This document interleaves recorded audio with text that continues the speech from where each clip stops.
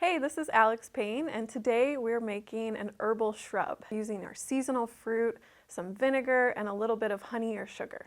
So for this version of our herbal shrub, we're going to do a really lovely combination of elderflower, some fresh local strawberries, and apple cider vinegar and local honey. I'm going to go ahead and add our elderflower and fill the jar about 1/4 of the way.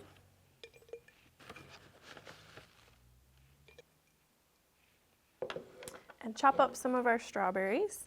I'll go ahead and leave the strawberry leaves on because they have some lovely medicinal properties as well. And I'm going to fill the jar about halfway so that we leave some room for the apple cider vinegar and honey.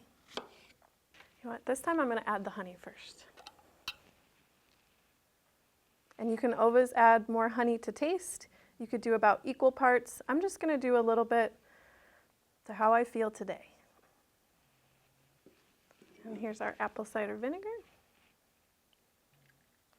Of course, if you're making these for more of like a product to sell or in a commercial setting, I would definitely have the same measurements each time you make it so that you can recreate this preparation the same way every time. But since we're just doing something for fun, we can share this with our friends that come over, give it as gifts for our family.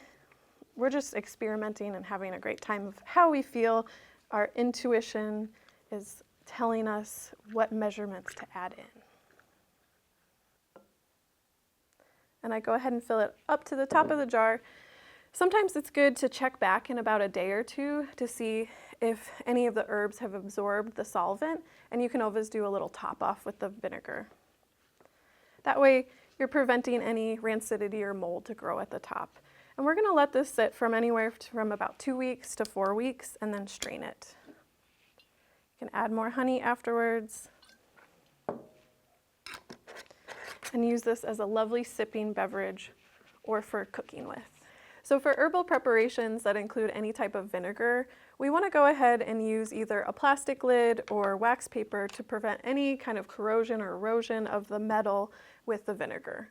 And so we just went ahead and cut a small little piece of paper and placed it in between the jar and the lid, or we could use the plastic lid for while we let this steep for our 2 to 4 weeks. Yum, those elderflowers sure are gorgeous. Enjoy.